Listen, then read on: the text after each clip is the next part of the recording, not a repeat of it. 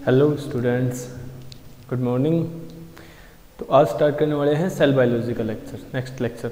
पिछले second lecture में हम लोग कंप्लीट कर चुके हैं सेल के दो टाइप, बेसिकली प्रोकैरियोटिक और यूकैरियोटिक। और प्रोकैरियोटिक यूकैरियोटिक सेल में जो डिफरेंसेस हम लोग देख रहे थे वो हम लोग 2 पॉइंट्स तक कंप्लीट कर चुके हैं। फर्स्ट कि उनके जेनेटिक मटेरियल में कैसा डिफरेंस होता है, यानी डीएनए उनका किस तरह का होता है, ठीक है। सेकंड हम लोग सेल ऑर्गेनेली क्लियर कर चुके हैं कि वहाँ सेल ऑर्गेनेली कौन सी प्रेजेंट होती है प्रोकैरियोट्स में और यूकैरियोट्स में कौन सी सेल ऑर्गेनेली प्रेजेंट होती है। अब उससे आगे नेक्स्ट प्रोकैरियोटिक और यूकैरियोटिक सेल में डिफरेंसेस। तो देखो सेल बेसिकली 2 टाइप्स में डिफरेंशिएट किया है हम लोगों ने, ठीक है। 2 टाइप कौन कौन से? प्रोकैरियोटिक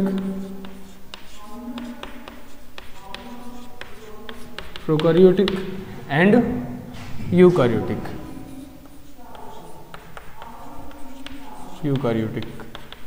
क्लियर है?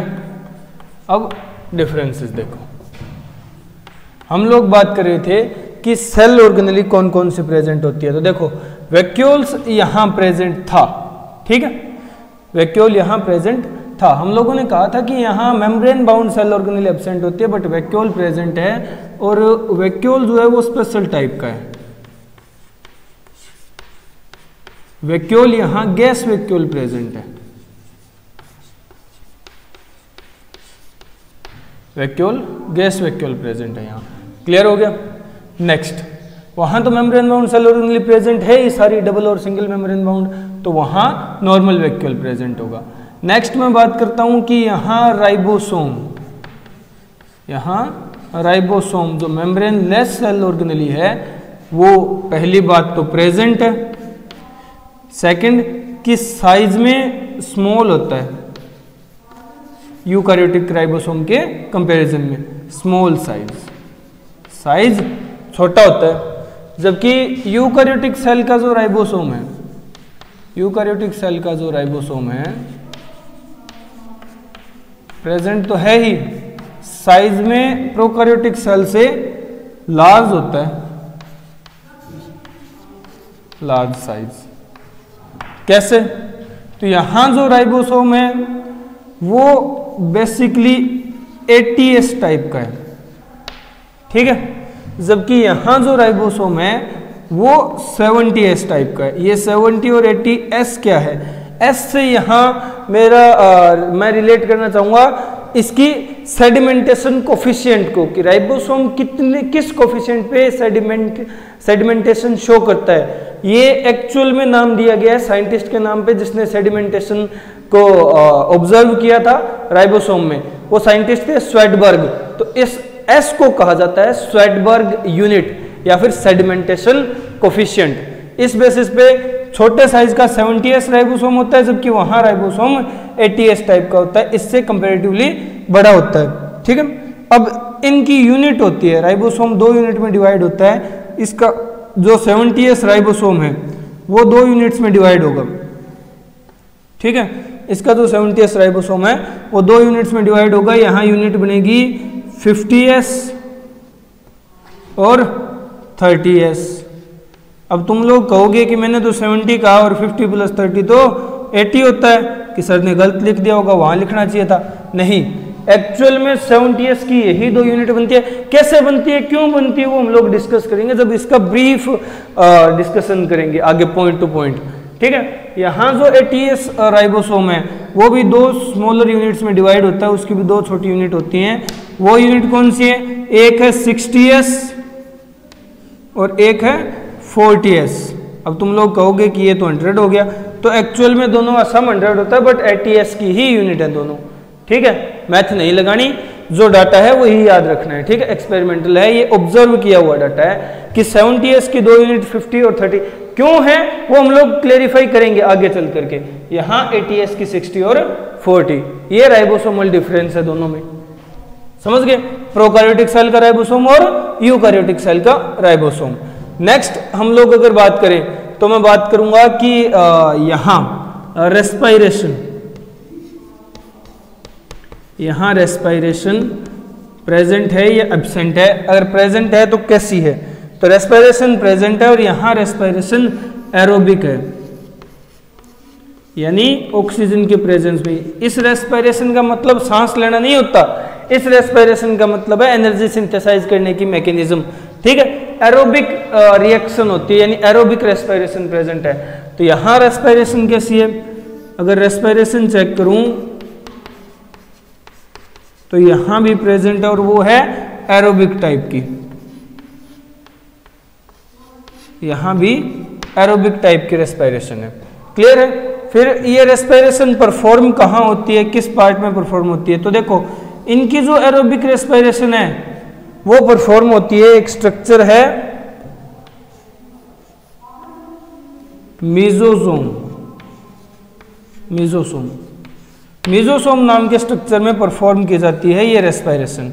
जबकि यूकारियोटिक सेल में एरोबिक रेस्पिरेशन परफॉर्म होती है in cytoplasm, in cytoplasm and mitochondria, in cytoplasm and mitochondria. Clear है, समझ गए। जबकि यहां इन मीजोसोम, साइटोप्लाज्म में माइटोकॉन्ड्रिया होता है, साइटोप्लाज्म होता है वो हम लोग जानते हैं बेसिकली, थोड़ी बहुत डिटेल हमें पता है। मीजोसोम क्या होता है वो हम लोग यहां देख लेते हैं, क्लियर कर लेते हैं कि मीजोसोम कैसी स्ट्रक्चर है। तो देखो मीजोसोम को मैं डायग्रामेटिक शो करता हूं। ये कोई भी यूकारियोटिक सेल है, ठीक है, ये कोई भी प्रोकारियोटिक सेल है, यूकारियोटिक नहीं प्रोकारियोटिक सेल है। ठीक है, ये सेल वॉल है और अंदर जो सेल मेम्ब्रेन प्रेजेंट होती है ना, वो सेल मेम्ब्रेन क्या करती है, कुछ जगह थोड़ी सी कोइलिंग शो करती है।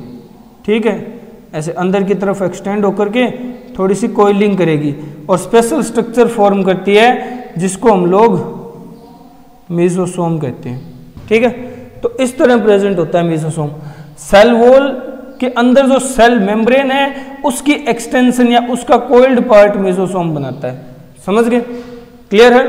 तो इस तरह से वैक्यूल यहां गैस वाला है, राइबोसोम स्मॉल है साइज में, वहां राइबोसोम लार्ज है। राइबोसोम की दो यूनिट हैं 50 और 30 जो मिलकर के 70s बना रही है, वहां 60-40 जो 80s बना रही है। रेस्पिरेशन एरोबिक है, मीजोसोम से होता है। मीजोसोम इस तरह की एक्सटेंशन है सेल मेम्ब्रेन की, जबकि यहां रेस्पिरेशन एरोबिक है और साइटोप्लाज्म माइटोकॉन्ड्रिया में परफॉर्म किया जाता है। ठीक है, अब नेक्स्ट डिफरेंसेस देखते हैं दोनों में। बताने की जरूरत है नहीं, वीडियो को पॉज करते रहो, नोट डाउन करते रहो। नेक्स्ट देखो और डिफरेंसेस क्या है यूकारियोटिक एंड प्रोकारियोटिक सेल्स में। अगर मैं नेक्स्ट बात करूं तो प्रोकारियोटिक सेल में सेल वॉल जो है, सेल वॉल वो प्रेजेंट होती है।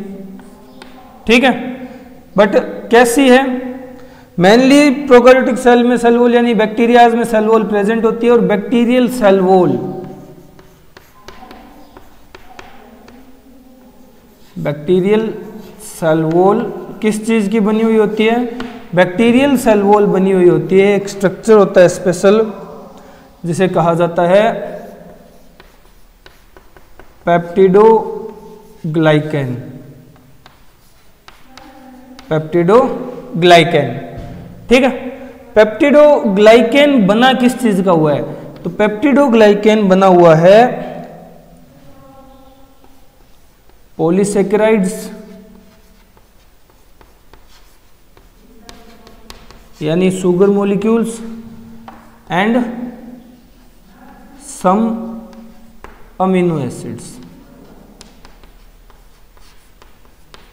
And some amino acids. Polysaccharides और कुछ अमीनो एसिड से मिलकर के बनता है पेप्टिडोग्लाइकेन, जिसकी बनी हुई है बैक्टीरियल सेल वॉल। क्लियर है। जबकि यूकारियोटिक सेल में सेल वॉल कैसी होगी, यूकारियोटिक सेल में सेल वॉल प्रेजेंट होती है। ठीक है, बट यहां दो कैटेगरीज बन जाती है। कौन कौन सी, एक तो प्लांट्स, एक तो प्लांट्स और एक एनिमल्स। तो देखो प्लांट्स में तो सेल वॉल प्रेजेंट है, जबकि एनिमल्स में सेल वॉल, एनिमल सेल में सेल वॉल एब्सेंट है।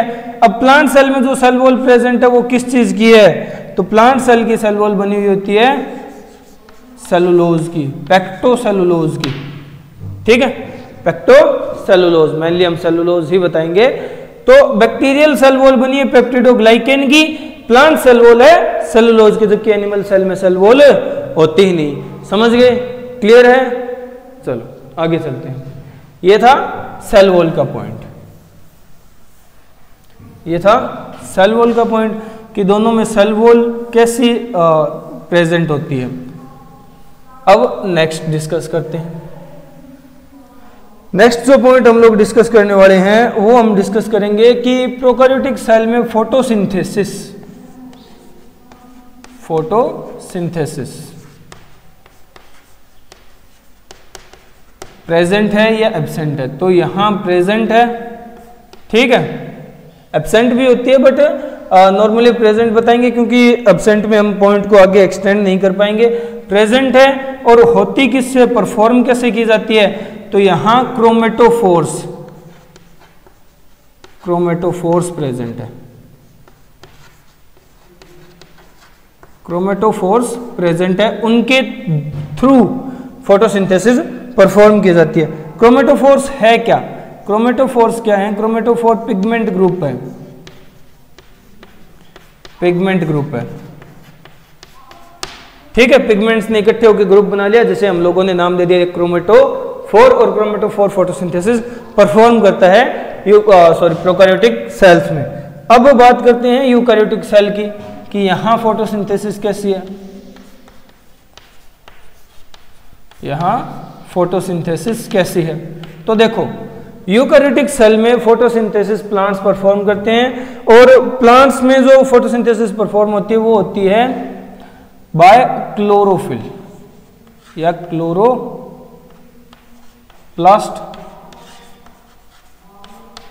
क्लोरोप्लास्ट में। क्लोरोप्लास्ट क्या है? क्लोरोप्लास्ट है chlorophyll containing, chlorophyll containing plastid, chlorophyll containing plastid. तो देखो, यहां क्रोमेटोफोर फोटोसिंथेसिस करते हैं, वहां क्लोरोप्लास्ट फोटोसिंथेसिस करते हैं। क्रोमेटोफोर पिगमेंट्स के ग्रुप हैं, जबकि क्लोरोप्लास्ट प्लास्टिड है जिसके अंदर क्लोरोफिल भरी हुई है। ठीक है, जिसके अंदर क्लोरोफिल भरी हुई है। समझ गए? क्लियर है? अब आगे चलते हैं। ये बात हुई फोटोसिंथेसिस की। नेक्स्ट पॉइंट डिस्कस करते हैं। अब नेक्स्ट जो पॉइंट हम लोग डिस्कस करने वाले हैं वो है कि प्रोकैरियोटिक सेल में बेस रेशियो क्या होता है। बेस रेशियो, बेस रेशियो से मीनिंग है, बेस रेशियो से मैं बताना चाहता हूं कि नाइट्रोजनस बेस जो होते हैं, ठीक है, नाइट्रोजनस बेस, यानी देखो जो अपना जेनेटिक मटेरियल है वो बना किस किस चीज से हुआ? न्यूक्लियोटाइड्स की चेन ही तो है। न्यूक्लियोटाइड्स क्या होते हैं? न्यूक्लियोटाइड्स होते हैं एक स्पेशल स्ट्रक्चर जिसमें फॉस्फेट, शुगर और एक नाइट्रोजनस बेस पर कंस्टिट्यूट करके बनाते हैं एक स्ट्रक्चर स्पेशल, जिसे न्यूक्लियोटाइड बोलते हैं हम लोग। ठीक है, इन एक न्यूक्लियोटाइड के बाद न्यूक्लियोटाइड, फिर न्यूक्लियोटाइड, फिर न्यूक्लियोटाइड, ऐसे एक चेन बनती है। ये दो डबल स्ट्रैंडेड चेन ही हमारा डीएनए बनाती है। ठीक है, तो न्यूक्लियोटाइड सीक्वेंस है हमारा डीएनए। समझ गए? न्यूक्लियोटाइड में मेनली डिफरेंस किस चीज का आता है? शुगर भी सेम होती है हर न्यूक्लियोटाइड की, फॉस्फेट भी सेम होता है ग्रुप हर न्यूक्लियोटाइड में। डिफरेंस आता है उससे जुड़े हुआ नाइट्रोजनस बेस कौन सा है। नाइट्रोजनस बेस बेसिकली 4 तरह के होते हैं, बेसिकली 4 तरह के होते हैं डीएनए में। ATGC, adenosine, thymine, guanine, cytosine. ठीक है, 4 तरह के। क्लियर है? एक नेक्स्ट होता है 5th यूरेसिल, वो आरएनए के केस में आ जाता है। यहां बेस रेशियो है कि ये नाइट्रोजनस बेस किस अमाउंट में, किस कॉन्फ़िगरेशन में प्रेजेंट है। तो मैं बात करूंगा कि AT और GC इसका रेशियो कितना आता है। तो ये रेशियो आएगा तकरीबन प्रोकैरियोटिक सेल में 0.92 to 0.93 स्टैंडर्ड वैल्यू है। तो मैं क्या कह सकता हूं कि इनका जो बेस रेशियो है वो लेस देन 1 है। ठीक है, इनका बेस रेशियो लेस देन 1 है, मतलब इनके अंदर ज्यादा कौन सा है। अब वैल्यू किसी भी डिवीजन में 1 से कम आ जाए तो ये यही कहेंगे ना कि उसका डिनोमिनेटर ज्यादा है। ठीक है, यानी ये जो इनका जेनेटिक मटेरियल है या इनका डीएनए है वो जीसी रिच डीएनए है, जीसी रिच है, समझ गए, जीसी ज्यादा है इसके अंदर। क्लियर है। जबकि यूकैरियोटिक सेल का अगर बेस रेशियो निकालें, यूकैरियोटिक सेल का बेस रेशियो निकालें तो देखो यूकैरियोटिक सेल में बेस रेशियो किस तरह का होगा, वही 80 GC। इस 80 GC का बेस रेशियो आता है यूकैरियोटिक सेल में, स्टैंडर्ड वैल्यू है 1.52 to 1.53। ठीक है, यानी ये ऑलवेज मोर देन 1 आएगा, हमेशा 1 से ज्यादा आएगा, हमेशा 1 से ज्यादा। ये साइन का मतलब समझ रहे हो ना, 1 से ज्यादा। तो मैं क्या कह सकता हूं, यूकैरियोटिक सेल का डीएनए कैसा होगा, 80 रिच डीएनए होगा। समझ गए, क्लियर है, कोई दिक्कत। ये है बेस रेशियो।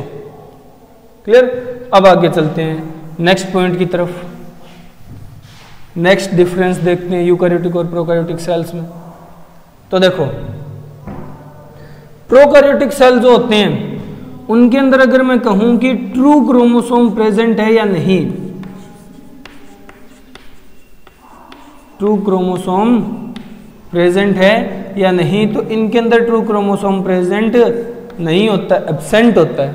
ठीक है, जबकि यूकैरियोटिक सेल में ट्रू क्रोमोसोम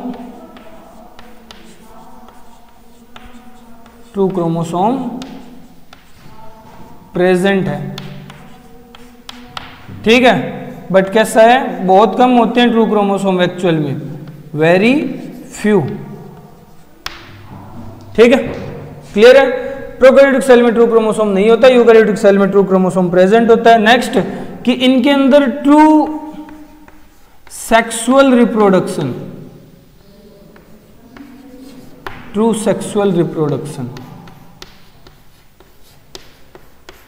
प्रेजेंट नहीं होती, एब्सेंट है। इनके अंदर ट्रू सेक्सुअल रिप्रोडक्शन एब्सेंट है, जबकि eukaryotic cell true sexual reproduction show करते हैं। ट्रू सेक्सुअल रिप्रोडक्शन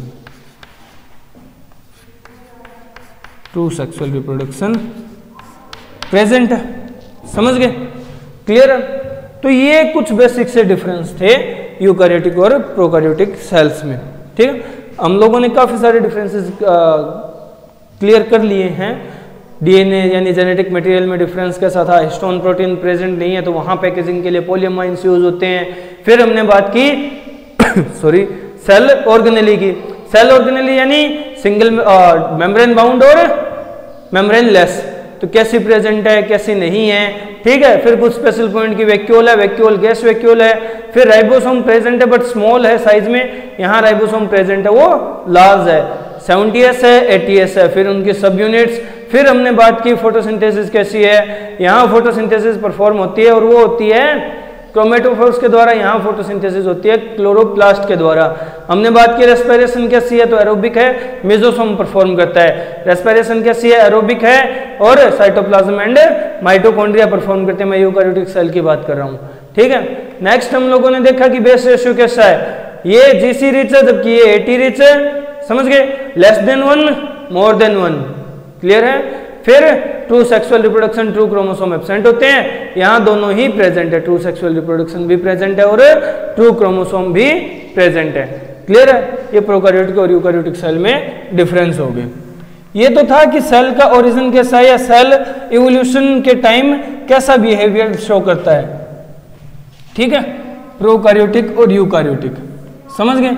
अब हम बात करेंगे जो दो बड़े ग्रुप्स हैं हमारी पूरी ऑर्गेनाइजेशन के, यानी पूरे वर्ल्ड के पूरे ये जो यूनिवर्स है हमारा, जितने हम लोग नोन हैं, जितनी स्पीसीज है, उनमें से सबसे बड़े ग्रुप दो ही आते हैं। एक ग्रुप है एनिमल्स का और एक ग्रुप है प्लांट्स का। तो एनिमल और प्लांट सेल में डिफरेंसेस क्या होते हैं वो डिस्कस कर लेते हैं। तो सेल के वही दो types, plant cell and animal cell, plant cell and animal cell. तो देखो प्लांट सेल और एनिमल सेल में डिफरेंस क्या होते हैं। दोनों के दोनों यूकारियोट्स है ना, मल्टीसेलुलर यूकारियोट्स। तो दोनों के सेल्स में और ज्यादा मॉडिफिकेशन हुई और ज्यादा डिफरेंसेस क्रिएट हुए, वो डिफरेंसेस हम लोग क्लियर करेंगे। पहला सबसे इंपॉर्टेंट जो पढ़ा जाता है आज तक कि सेल वॉल प्लांट सेल में तो प्रेजेंट है, जबकि एनिमल सेल में सेल वॉल नहीं होती, सेल वॉल एब्सेंट है। क्लियर, समझ गए? अब आगे चलते हैं। देखो नेक्स्ट, ये तो हुआ सेल वॉल का पॉइंट। फिर सेल वॉल के साथ साथ यहां फोटोसिंथेसिस, फोटोसिंथेसिस प्रेजेंट है। क्लियर है? मोस्ट ऑफ प्लांट्स में फोटोसिंथेसिस प्रेजेंट है, जबकि मोस्ट ऑफ एनिमल्स में फोटोसिंथेसिस नहीं होती। फोटोसिंथेसिस नहीं होती, यानी फोटोसिंथेसिस एब्सेंट है। क्लियर है?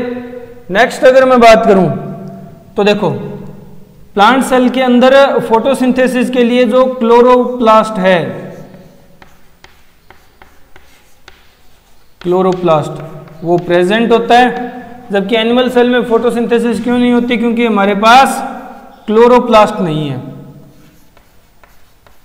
क्लोरोप्लास्ट नहीं है, यानी हमारे पास क्लोरोफिल नहीं है, प्लास्टिड नहीं है हमारे पास। प्लांट सेल के पास प्लास्टिड प्रेजेंट है, प्लास्टिड प्रेजेंट है, जबकि हमारे पास प्लास्टिड नहीं होते, प्लास्टिड एब्सेंट है। समझ गए? क्लियर है? नेक्स्ट डिफरेंसेस देखो कि प्लांट सेल जो हैं उसके पास वैक्यूल प्रेजेंट होता है, उसके पास वैक्यूल प्रेजेंट है। और ये वैक्यूल क्या है, कैसा है? ये लार्ज है कंपैरेटिवली, ठीक है, और सेंट्रल है। क्लियर है? समझ गए? वैक्यूल एनिमल सेल के पास भी प्रेजेंट है,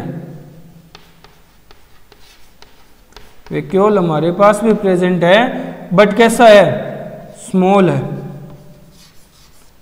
ठीक है, और सेंट्रल नहीं होता, तो मैं कहूंगा पेरिफेरल है, पेरिफेरल है, ठीक है। सेंटर में नहीं होता, बाकी जगह प्रेजेंट है, तो मैं बता देता हूं पेरिफेरी में प्रेजेंट है, ठीक है। क्लियर? तो ये डिफरेंसेस देखो, प्लांट और एनिमल सेल में सेल वॉल का है, फोटोसिंथेसिस का है, क्लोरोप्लास्ट का है, फिर प्लास्टिड का है, और उसके बाद अगर मैं बात करूं तो वैक्यूल, वैक्यूल दोनों में प्रेजेंट है, बट यहाँ वैक्यूल लार्ज और सेंट्रल है, जबकि यहाँ वैक्यूल स्मॉल और पेरिफेरल है। अब नेक्स्ट अगर डिफरेंसेस डिस्कस करने हो तो मैं डिस्कस करना चाहूंगा और डिफरेंसेस कि इस वैक्यूल के कारण जो प्लांट सेल में लार्ज सेंट्रल वैक्यूल प्रेजेंट है, जो अप्रोक्सीमेटली 90% वॉल्यूम ऑक्यूपाई कर लेता है। प्लांट सेल का जो वैक्यूल है वो प्लांट सेल की 90% वॉल्यूम ऑक्यूपाई करके रखता है, ठीक है। अब वो ऑक्यूपाई करके रखता है, इस वजह से प्लांट सेल के न्यूक्लियस को खिसकना पड़ता है, प्लांट सेल के न्यूक्लियस को खिसकना पड़ता है, और प्लांट सेल में न्यूक्लियस हो जाता है पेरिफेरल, पेरिफेरल,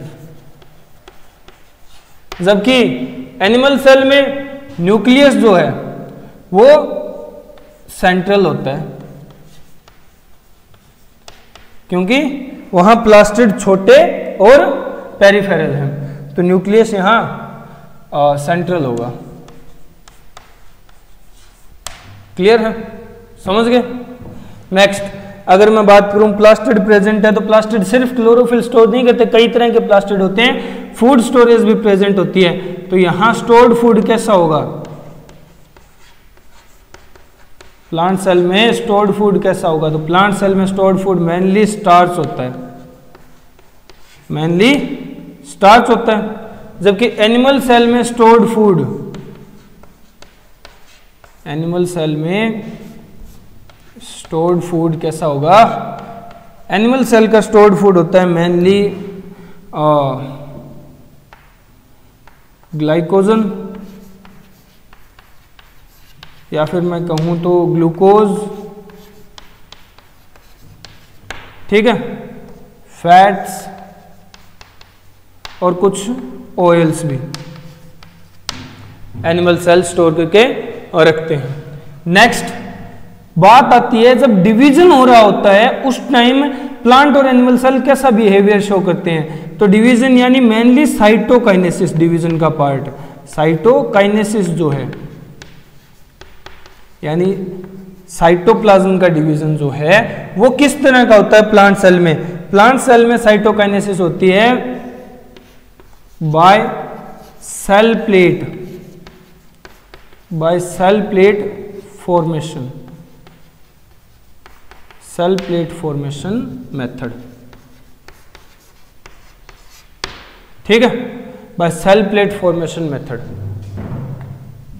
समझ गए, सेल प्लेट फॉर्मेशन मेथड कैसा होता है।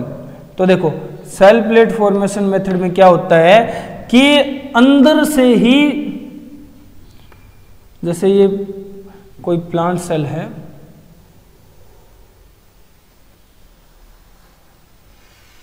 कार्योकाइनेसिस हो चुका है, न्यूक्लियस एक एक दोनों हिस्सों में चले गए हैं, ठीक है, बाकी पूरे सेल को डिवाइड होना है, तो बीच में मटेरियल डिपॉजिट होने लगेंगे और पहले सेल प्लेट जैसी स्ट्रक्चर बनेगी और ये अंदर से बनती हुई बाहर की तरफ चलेगी, ठीक है, सेंटर से बाहर की तरफ चल रही है। तो मैं इस मेथड को कहूंगा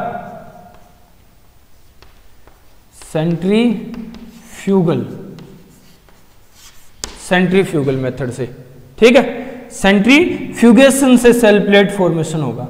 क्लियर है। जबकि एनिमल सेल में साइटोकाइनेसिस किस तरह से परफॉर्म किया जाता है, साइटोकाइनेसिस कैसे परफॉर्म होगा एनिमल सेल का साइटोकाइनेसिस। तो देखो एनिमल सेल में जो साइटोकाइनेसिस है वो होगा बाय फुरो फॉर्मेशन मेथड। फुरो फॉर्मेशन, फुरो क्या होती है, फुरो क्या होती है, फुरो होती है, जैसे तुम लोगों ने देखा होगा कई जगह हमें दरारें देखने को मिल जाती है, ठीक है, दीवारों की बात कर रहा हूं, तो दीवारों में कई जगह दरारें प्रेजेंट होती है, दरारें देखने को मिल जाती है, तो उनको खांच या फुरो बोल सकते हैं हम लोग, ठीक है। जैसे दीवार है, कोई तीखी चीज इसके ऊपर टकराई, जैसे हथौड़ा मारा या छेनी जो होती है उससे चोट की, तो जो खांच बन जाएगी, जो दरार बन जाएगी, उसे फुरो बोलते हैं हम लोग, ठीक है। अब फुरो फॉर्मेशन मेथड से एनिमल सेल डिवीजन करते हैं, कैसे, तो देखो ये एनिमल सेल है, ठीक है, इसे डिवीजन करना है, डिवीजन करना है तो देखो एनिमल सेल क्या करता है, दो न्यूक्लियस डिवाइड हो चुके हैं, कार्योकाइनेसिस हो चुकी है, यहां से एनिमल सेल में फुरो बननी स्टार्ट होगी, ठीक है, खांचे बननी शुरू होगी इस तरह से, फिर ये अंदर की तरफ बढ़ती जाएगी, दोनों साइड एग्जैक्ट पॉइंट पे ये इस तरह अंदर की तरफ बढ़ती जाएंगी और धीरे धीरे ये इतनी बढ़ जाएंगी कि यहां से सेल डिवाइड हो जाएगा, सेल को यहां से डिवाइड होना पड़ेगा। अब ये देखो बाहर से सेंट्री की तरफ आ रहे हैं दोनों तरफ से, तो इस मेथड को मैं कह सकता हूं सेंट्रीपिटल मेथड से। क्लियर है, यानी एनिमल सेल की साइटोकाइनेसिस फुरो फॉर्मेशन मेथड से होगी जो सेंट्रीपिटल मेथड है, जबकि प्लांट सेल में सेल प्लेट फॉर्मेशन मेथड से होगी जो सेंट्रीफ्यूगल मेथड है। समझ गए दोनों डिफरेंसेस में कोई दिक्कत? चलो आगे चलते हैं। ये है प्लांट और एनिमल सेल के डिफरेंसेस। अब एक दो डिफरेंस और हैं वो भी क्लियर कर लेते हैं। तो देखो एनर्जी के बेसिस पे अगर मैं देखना चाहूं, एनर्जी के बेसिस पे मैं देखना चाहूं तो प्लांट सेल ज्यादा एक्टिव नहीं होते, इतने एक्टिव नहीं होते जितने एनिमल सेल एक्टिव होते हैं, ठीक है। एक्टिवनेस नहीं मिलती। तो एक्टिवनेस क्यों नहीं मिलती? क्योंकि एनर्जी कम है। एनर्जी कम है मतलब यहां माइटोकॉन्ड्रिया जो है, यहां माइटोकॉन्ड्रिया जो है उसके नंबर कम है, तभी एनर्जी कम है, क्योंकि पावर हाउस तो यही है, ठीक है। जबकि ये लोकोमोटरी ऑर्गेनिजम्स होते हैं, इसीलिए एनिमल कहा गया है, ठीक है। तो यहां माइटोकॉन्ड्रिया के नंबर, यहां माइटोकॉन्ड्रिया के नंबर ज्यादा हैं, माइटोकॉन्ड्रिया ज्यादा होते हैं यहां। क्लियर हो गया। नेक्स्ट अगर मैं बात करूं तो सेंट्रियोल नाम की जो सेल ऑर्गेनेली है, सेंट्रियोल नाम की जो सेल ऑर्गेनेली है वो यहां एब्सेंट होती है, जबकि एनिमल सेल में सेंट्रियोल, एनिमल सेल में सेंट्रियोल प्रेजेंट है। और सेंट्रियोल के कारण नॉर्मली जो सेल के कई बार एनिमल सेल में हमें एक्सटेंशन देखने को मिल जाती है, स्ट्रक्चर, यानी सीलिया एंड फ्लैजेला, वो सेंट्रियोल जैसे बेसल बॉडी से मिलकर के बनते हैं, वो यहां एब्सेंट होते हैं। जबकि एनिमल सेल में ऑलमोस्ट नहीं होते सब में, बट सीलिया फ्लैजेला प्रेजेंट है, cilia and flagella, flagella present होते हैं, ठीक है,